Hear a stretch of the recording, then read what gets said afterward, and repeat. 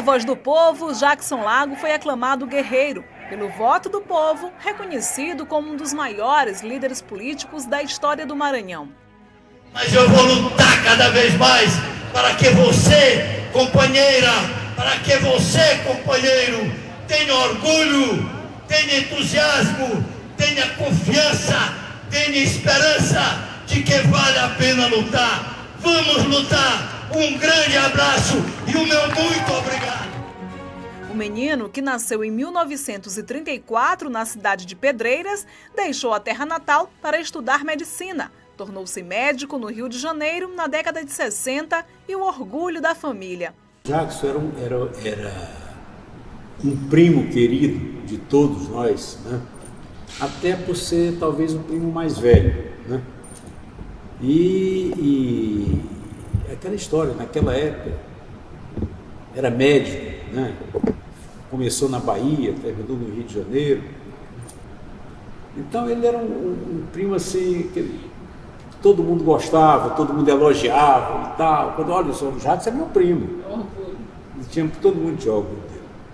Foi no exercício da medicina que Jackson Lago começou a salvar vidas. Se formou bem na época da ditadura militar.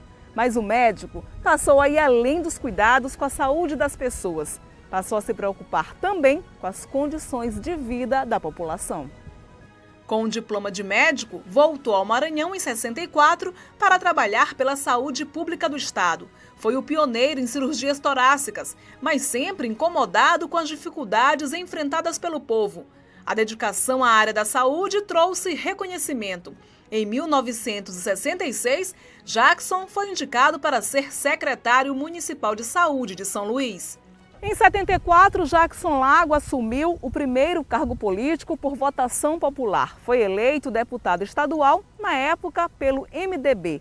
Mas 5 anos depois, foi a Portugal se encontrar com Leonel Brizola e com outros exilados e trabalhistas do Brasil. Lá, assinou a Carta de Lisboa.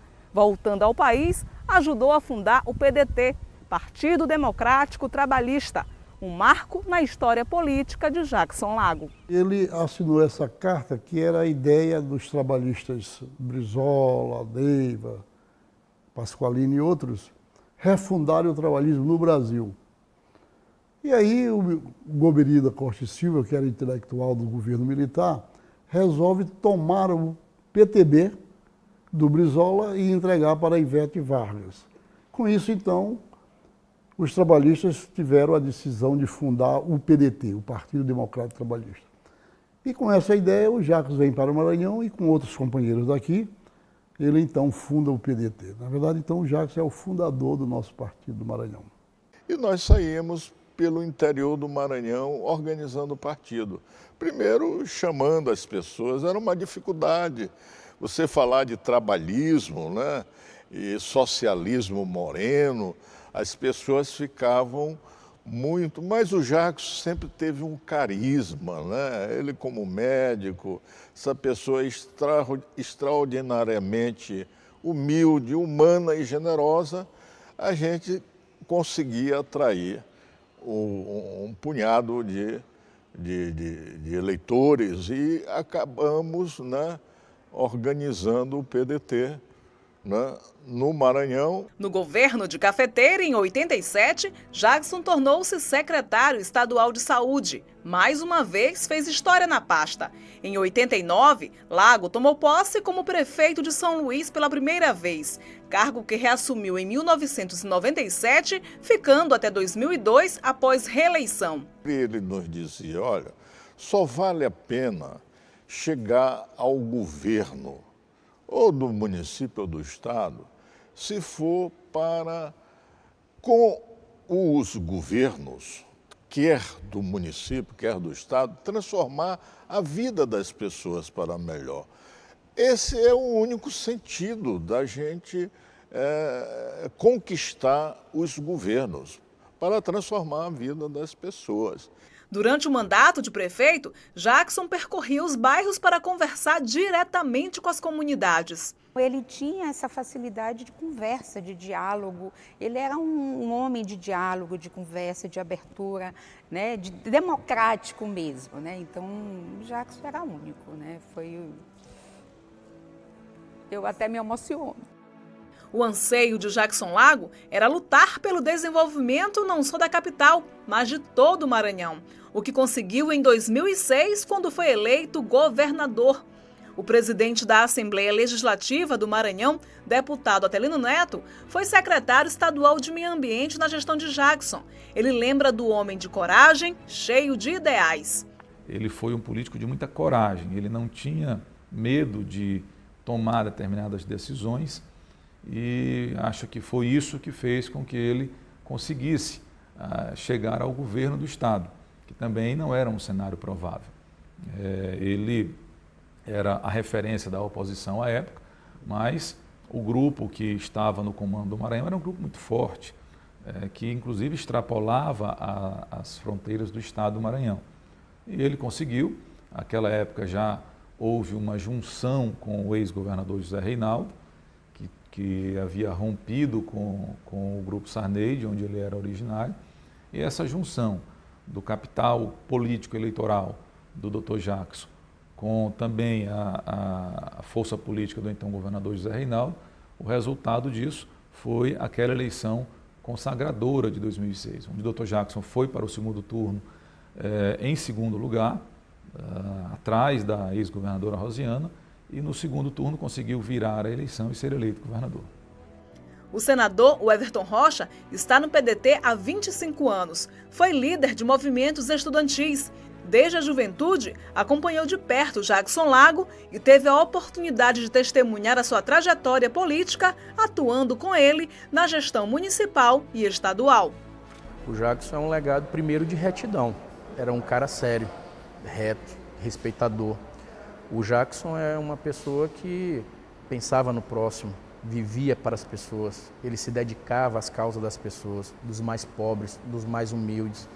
Ele era a pessoa que, mesmo na escuridão, ele tentava colocar luz aos invisíveis, colocar luz aos que não tinham acesso às políticas mínimas que ele poderia ter acesso, ao cidadão poderia ter acesso. Para o senador maranhense, Jackson era movido pelos sonhos de igualdade, um líder inspirador. A primeira conquista que essa ninguém vai tomar e que acho que é a mais importante que o Jackson conseguiu no Maranhão foi mostrar que era possível um médico, uma pessoa simples, que não tinha grupo político de familiar, que não tinha grupo poderoso, poderia chegar lá. Ou seja, mostrar que qualquer maranhense podia chegar lá. E esse sonho dele fez que, inclusive, eu sonhasse. Por quê? Porque eu sou filho de uma professora, filho de um técnico agrícola e disse, eu também posso. Mas o anseio de Jackson Lago de levar o desenvolvimento para todo o estado foi interrompido. Em 2009, ele teve um mandato de governador cassado pelo Tribunal Superior Eleitoral, acusado de abuso de poder político e econômico. No dia 16 de abril daquele ano, o TSE confirmou a cassação. Mesmo assim, Jackson permaneceu no Palácio dos Leões com o apoio de uma multidão que não aceitava a decisão judicial. Amigos e amigas, companheiros e companheiras, como ele mesmo chamava aliados e eleitores que queriam Jackson como governador do Maranhão. Fez um discurso emocionado e disse, olha, eu não quero sacrifício de ninguém. Porque havia companheiros que queriam resistir dentro do palácio e não sei no que acabaria, né, uma resistência dessa. Mas ele não, ele saiu, comentou, de cabeça erguida e acreditando sempre que era possível. Ele dizia, olha, nós ganhamos o governo, mas ainda não temos o poder. Um grande abraço e um agradecimento deste companheiro de vocês. Vamos juntos construir o nosso novo e querido Maranhão. A médica Clei Lago, viúva de Jackson, não esquece o dia em que o marido, governador eleito, teve que deixar a sede do executivo. É uma coisa que eu acho que o pessoal não tem nem noção do que é você ter aquela responsabilidade de sair do governo, das pessoas estarem ali do seu lado, você tem que dar uma resposta, entendeu? Você tem que ser forte, nem que você não seja, entendeu? Então, foi realmente um problema difícil, muito difícil. Eu acho que o pessoal não tem noção do que é passar aquilo que a gente passou. Bastante emocionada, com os olhos marejados, ela destaca que o marido foi um dos maiores políticos do Maranhão. Eu acho que foi a figura da política contemporânea mais importante do Maranhão. Pelas coisas que ele enfrentou. Né? Quando você tem tudo à disposição, é muito mais fácil. O difícil é quando você consegue ultrapassar a barreira. Né? Jackson tentou ultrapassar as barreiras em benefício do povo do Maranhão. Lutou para voltar ao governo do estado, mas perdeu as eleições de 2010. Outro momento difícil para quem também estava perdendo a saúde depois de ser diagnosticado com câncer de próstata. Ele cumpriu com o dever político dele. Mesmo cansado e já com a saúde debilitada, ele fez aquela última campanha, que foi a campanha de 2010, ficou em 3º lugar, e ocorreu um episódio interessante, que foi, em um determinado momento da apuração, a então governadora, que estava se candidatando à reeleição, a Rosiana, ela estava em primeiro, o Flávio Dino em segundo, e o Dr. Jackson em 3º, mas estava configurando um segundo turno. Quando o Dr. Jackson, isso foi o governador Flávio Dino que me contou, antes mesmo do Flávio procurá-lo para pedir o apoio, o Dr. Jackson telefonou para ele e disse para ele que era para ele ver o local e o horário que o Flávio Dino queria para o Dr. Jackson declarar o apoio. E depois o Flávio mesmo me contou que marcou muito esse gesto de desprendimento do Dr. Jackson nas eleições de 2010. No dia 4 de abril de 2011, aos 76 anos de idade, ele faleceu vítima da doença e de problemas cardíacos. Deixou esposa, 3 filhos, amigos e um povo de luto. É um ser humano raro que nós encontramos no mundo. Então o Jackson era um homem extremamente generoso, amigo, carinhoso com todos, né? Tinha uma palavra de conforto a todos que o procuravam. Eu sou um beneficiário dessa convivência e dessa amizade. E ainda hoje tenho muita saudade deste amigo que fez muito pelo Brasil e muito pelo Maranhão.